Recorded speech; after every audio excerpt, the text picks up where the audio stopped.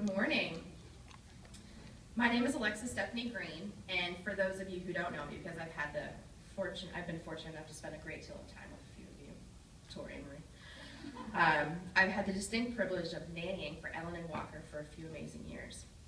I'm going to be very transparent in saying that when I initially took the job, I really thought that I was just going to be babysitting, helping with homework, picking up from school, taking to school, and so on and so forth, but the job turned into something that has impacted my life in such a way that I am forever grateful and truly blessed to have been given the opportunity to form such a wonderful relationship, both with Walker and with Ellen. Ellen and I, however, formed a bond that has been the catalyst in creating one of the most special relationships that I've ever had.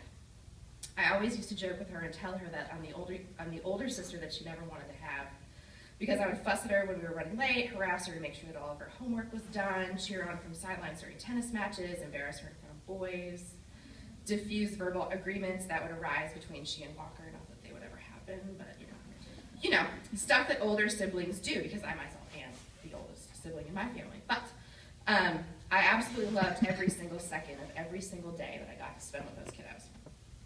I'll never forget the first day that I nannied for you. It was the Wednesday before you guys started your 6th grade year, which blows my mind because the fact that you guys are all sitting in front of me right now, getting ready to graduate is crazy. But I was in the kitchen making Walker some breakfast, which was a bowl of Reese's peanut butter puffs. I think Walker's used to be his favorite. And out of the corner of my eye, I see Ellen dart around the corner in her pajamas, and I'm pretty sure they were the pajamas that had the Grinch on them. Is that right? Yeah, it was either Grinch or Kermit the Frog. Anyway, that first day, we spent the day getting to know each other and getting ready for the first day of 6th grade. As I stand here, I cannot even begin to wrap my mind around the fact that she and the rest of y'all will be graduating in, what, I guess, 2 short months? I had the privilege of watching her grow and mature into the beautiful, strong-willed, unique, and intelligent young woman that she is today. Words truly cannot express how proud I am of her and how blessed I am for the time that we spent together. I'm truly humbled and honored by the opportunity to introduce Ellen this morning, and as the senior speech is a big moment in y'all's senior life. I love you dearly, and I'm so very proud of you. So, without further ado, please welcome Miss Ellen Lane Horn.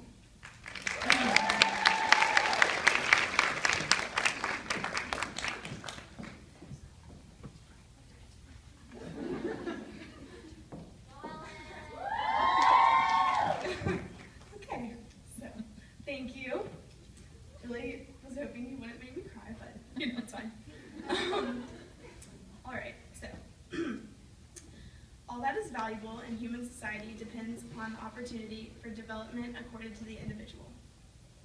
This statement by Albert Einstein epitomizes my belief that individuality is fundamental for long-term happiness and success, but it is impossible to embrace the components which make up the individual without leaving one's comfort zone.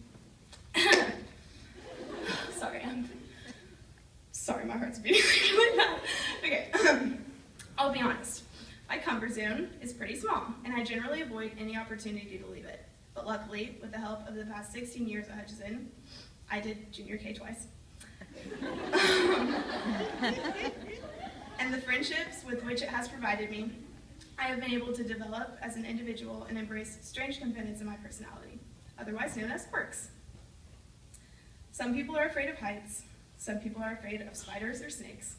I, on the other hand, suffer from what is known as ornithophobia, an abnormal and irrational fear of birds. I mean, I haven't met many people who genuinely like birds, but my fear is on a different level. Unfortunately, birds are unavoidable. Think about it. No matter where you are, if you're outside, there are probably birds present. And to make things worse, they travel in flocks. 2 summers ago, Lyda and I were sitting in an open-air cafe in Naples, Italy. Normally, I avoid open-air places as they allow birds to fly in at their leisure. Like any big city, Naples has a heavy inhabitants of pigeons. which happened to be, in my opinion, the most disgusting and terrifying bird known to man. While Lida and our mothers conversed in the cafe, I was subtly scanning the place for any birds, preparing my escape in this case of a swoop. Suddenly, out of nowhere, a gargantuan pigeon, wings spread, swooped me, nearly colliding with my face. While the others were merely a little startled, I was sobbing, shaking, and had somehow spilled almost everything on the table. Luckily, this fear of birds is the only phobia I possess, but it is not the only quirk. Another thing that I believe makes me unique is my awkwardness, which I'm sure you're all aware of. I'm not sure if I have social anxiety or what, but when faced with the dreaded tasks of ordering fast food and talking on the phone, I experience an involuntary change in my voice. Like I said, it's involuntary, so unfortunately I will not be able to demonstrate.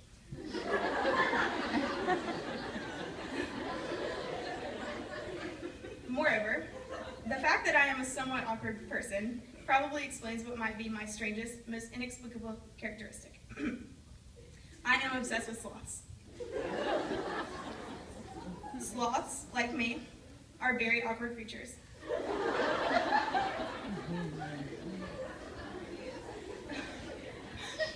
Thank you. They have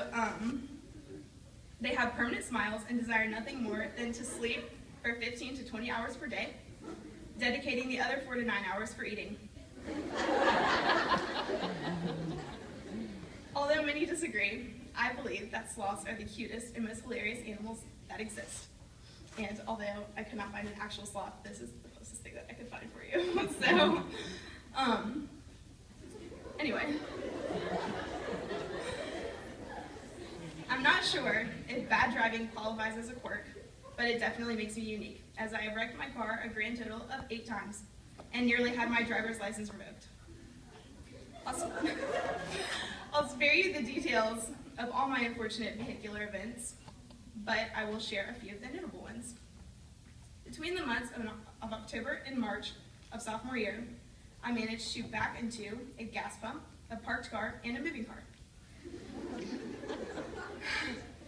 Then, I really believed that the 3-car accident at the dreaded Colonial Southern intersection was the end of my car, but I was wrong.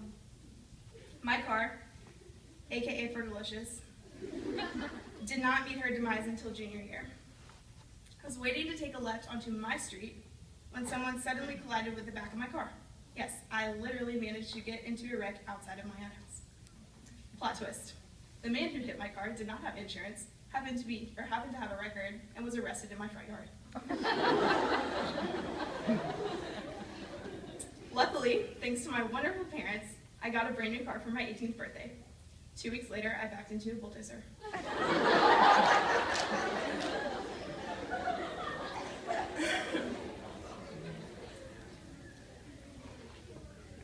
I clearly don't handle sappiness well, so you're gonna have to bear with me here. So, don't get me wrong. I didn't tell you about everything that makes me weird for no reason.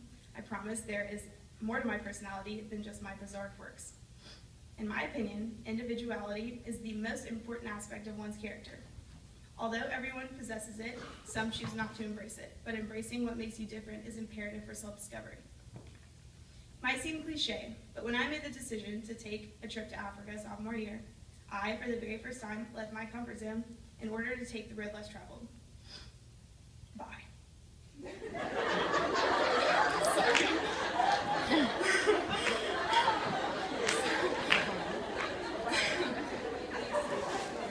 I felt awkward leaving that out.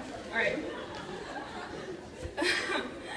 Looking back on that trip, I can't believe I considered not going simply because I feared the unknown.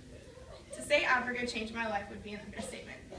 I learned about responsibility, service, and gratitude, but the most important and abiding takeaway was the courage to venture into the unknown, something without which I would never branch out from the confines of my limited experience. In addition to Africa, I've seen Greece, France, Switzerland, Italy, and Australia, and each has provided me with a vast perspective that is necessary to develop, realize, and pursue my dreams. During the very long, trying semester I spent in Mr. Reese's night class, I was introduced to an idea that has great relevance to my life. One of philosopher Soren Kierkegaard's most renowned philosophies is the theory of the three levels of existence. First the aesthetic, followed by the ethical, and finally the religious, also known as the leap of faith. Kierkegaard describes the aesthetic stage as immature, a time during which one assesses personal, trivial pleasures without consideration of what really matters. I consider myself to be in the ethical state of existentialism.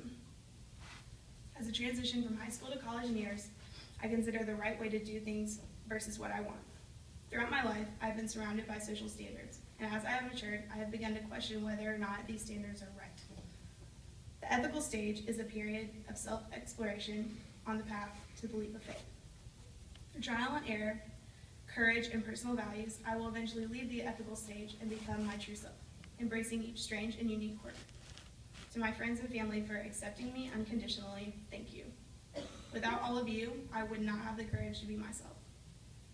Life is going to be different next year, and it's hard to be courageous about leaving home. But in the words of Kierkegaard, the highest and most beautiful things in life are not to be heard about, nor read about, nor seen, but if one will, to be lived. So thank you.